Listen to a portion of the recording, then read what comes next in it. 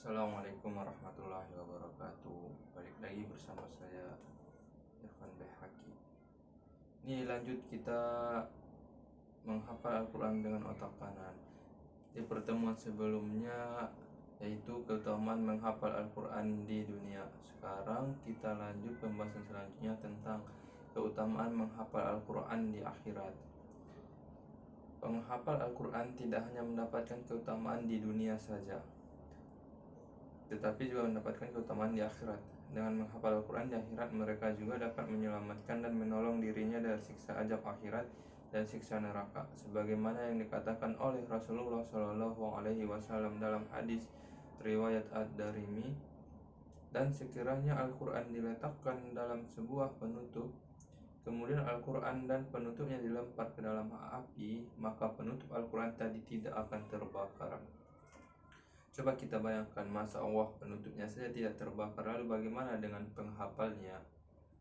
Bukankah Allah berjanji akan menjaga dan memelihara kitabnya, dan itu melalui para penghafalnya, di mana Allah akan menjaga para penghafal Al-Quran dan dari siksa api neraka dengan syarat tentunya. Mereka menghafalkan Al-Quran dengan ikhlas semata-mata karena Allah, bukan karena terpaksa atau hal lainnya. Allah akan menjaga para penghafal Al-Quran dari siksa api neraka dengan syarat tentunya.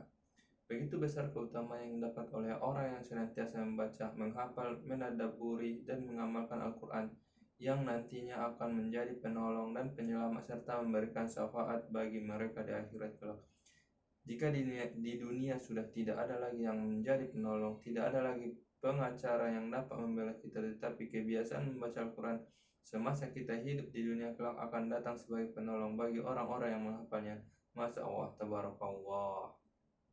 Dalam hadis riwayat Muslim, Rasulullah Shallallahu Alaihi Wasallam bersabda, bacalah Al-Quran karena sesungguhnya Al-Quran akan datang memberikan syafaat dan pertolongan bagi sahabatnya, yaitu orang-orang yang membaca dan menghafal Al-Quran.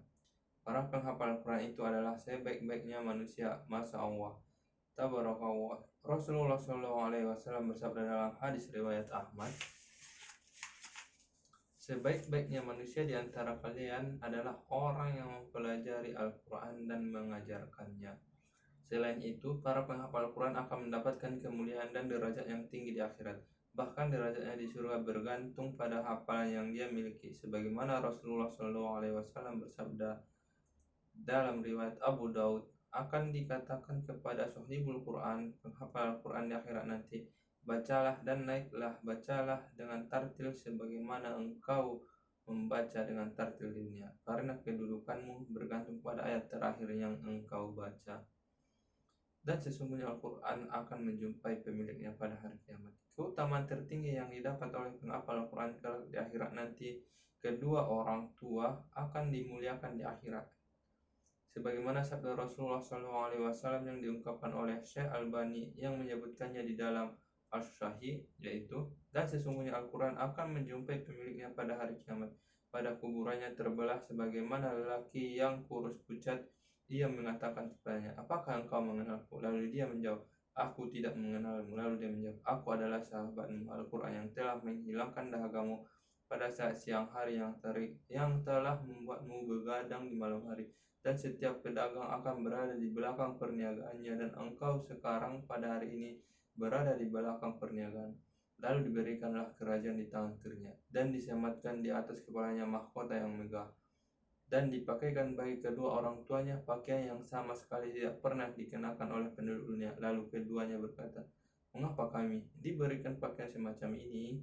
Maka dikatakan kepada keduanya, semua ini karena anak kalian menjadikan Al-Quran sebagai sahabatnya saat di dunia. Masya Allah, tabarakallah. Sesungguhnya Allah sudah menjamin kemurnian Al-Quran dan memudahkan hambanya untuk menghafal Al-Quran. Perkuat keinginan kita agar membawa kedudukan kita sebagai penghafal Al-Quran. Mari kita perkuat. Terus ini lanjut ke bab 4 ya. Panduan sebelum menghafal Al-Quran. Ini panduan. Melalui buku ini, penulis ingin berbagi jurus yang dapat kita praktikkan sebelum menghafalkan Al-Quran. Insya Allah dengan cara yang paling mudah buat siapapun dan untuk usia berapapun bisa menerapkan panduan yang dijabarkan penulis dalam buku ini.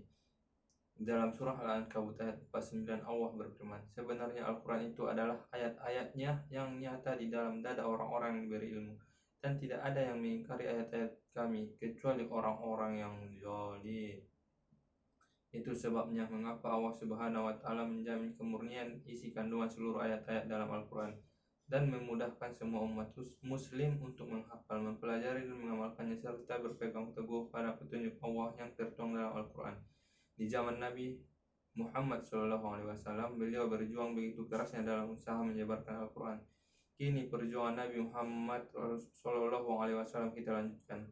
Kita harus berlomba-lomba menghafal Al-Quran, lalu kita tularkan ke generasi berikutnya, dengan tujuan untuk mendidik generasi muda agar senantiasa berada dalam naungan Al-Quran sebagai pedoman hidupnya di dunia dan akhirat. Kita harus berlomba-lomba menghafal Al-Quran. Untuk membantu kita agar dapat menghafalkan sesuai dengan pedoman yang benar, penulis sudah memilih panduan yang dapat kita gunakan sebagai landasan awal untuk mempersiapkan diri sebelum melakukan kegiatan menghafal Al-Quran. Mari kita bersama-sama mempersiapkan bekal untuk menjadi penghafal Al-Quran dengan mengikuti petunjuk-petunjuk yang benar. Dapat dimulai dari belajar membaca Al-Quran hingga menghafalkannya, kemudian memantapkan ilmu tajwid dan menadaburinya sebagaimana yang tersirat dalam kandungan Al-Quran. Di bawah ini 5 hal yang perlu kita sepakati terlebih dahulu sebelum menghafalkan Al-Quran, yaitu yang pertama, tersenyum. Tentu kita bertanya-tanya, mengapa tersenyum? Sahabat, tahukah kita bahwa survei membuktikan bahwa orang yang lebih banyak dan mudah tersenyum ternyata lebih mudah dan cepat menghafalkan Al-Quran daripada orang yang jarang tersenyum dan cenderung emosional atau gampang marah. Sebab sekali saja orang tersenyum, banyak efek positif yang ditimbulkan. Tanpa kita sadari, senyum dapat menstimulasi otak dan hormon yang kemudian menimbulkan beragam efek positif bagi seseorang. Saat seseorang tersenyum, bagian otak mengatur emosi bahagia diaktifkan. Dengan tersenyum, hormon pemicu stres berkurang, sementara hormon pembangkit mood ikut meningkat. Selain itu, senyum juga menstimulasi otak yang bisa membuat pikiran lebih positif. Senyum juga bisa menstimulasi otak yang bisa membuat pikiran lebih positif. Bahkan dengan tersenyum, seseorang bisa menurunkan tekanan darahnya. Vera Itabilana Hadiwijoyo, itu psikolog. Kedua, perbanyak minum air putih atau air mineral. Pernahkah kita merasa sulit menangkap sesuatu alias lambat dalam berpikir atau bahkan kesulitan dalam berpikir dan berkonsentrasi? Semua itu terjadi karena kurangnya cairan yang masuk ke dalam otak kita, sebab otak adalah salah satu bagian paling vital dalam tubuh manusia. Otak berfungsi untuk berpikir dan mengingat. Pakar gizi mengungkapkan jika tubuh kekurangan cairan atau air sebanyak 1% saja jadi dari bobot tubuh, maka akan dapat mengakibatkan otak menjadi lemot. Otak kita memiliki kandungan air kurang dari 75%, sehingga kekurangan pasokan air ke otak dapat mengakibatkan otak menjadi kekurangan oksigen. Akibatnya, sel-sel otak menjadi kurang aktif dan tidak berkembang, bahkan juga bisa mencut. Hal itu menyebabkan otak tidak bisa menjalankan fungsinya sebagaimana mestinya jika tubuh kekurangan air. Hal tersebut dapat mengakibatkan seseorang mudah lupa, sulit untuk berkonsentrasi, dan menjadi lemot pikirannya. Untuk itu dianjurkan untuk banyak minum air putih, terutama saat melakukan proses penghafalan Al-Quran. Apa saja manfaat perbanyak minum air putih? Dapat membantu menyegarkan pikiran, menghindari kekurangan cairan pada tubuh, memperpanjang pernapasan, meningkatkan ketajaman otak, sama mencegah hilangnya konsentrasi. Terus yang ketiga, pilih tempat yang nyaman. Ini paling penting sih sebenarnya menurut saya. Pemilihan tempat dalam menghafal Al-Quran juga memiliki peran penting dan sangat signifikan ketika sedang menghafalkan Al-Quran. Jadi, carilah tempat yang bersih, damai, dan tenang. Pastikan tidak ada sesuatu yang dapat mengganggu dan menyibukkan kita dari perhatian menghafal Al-Quran, ataupun gerakan yang dapat membuat konsentrasi saat menghafal Al-Quran jadi pecah dan tidak fokus. Hindarilah tempat yang dapat membuat kita mudah mengantuk atau terlalu nyaman sehingga kita mudah menguap bahkan tertidur. Hindarilah menghafal Al-Quran di saat kondisi perut terlalu kenyang dan dalam posisi duduk bersandar, karena hal ini dapat membuat tubuh menjadi lekas lelah dan mengundang kantuk. Tentunya hal ini akan membuat suasana menghafal Al-Quran menjadi terganggu akibat kita kurang fokus dan konsentrasi. Hindari tempat yang dapat membuat kita mudah mengantuk atau terlalu nyaman. Jauhi tempatnya yang terlalu ramai orang dan bising. Tempat seperti itu akan mengganggu konsentrasi pikiran kita dan membuat pikiran kita menjadi bercabang-cabang, sehingga tidak bisa fokus pada bacaan hafalan ayat Al-Quran. Sebaik-baiknya tempat yang paling nyaman menghafal Al-Quran adalah di rumah-rumah Allah, yaitu masjid ya, yang dapat memberikan pada Anda pahala berlipat ganda. Atau pilihlah tempat yang nyaman dan tenang dan tidak mengganggu pendengaran serta penglihatan kita, teralihkan dari mushaf Al-Quran yang sedang dibaca.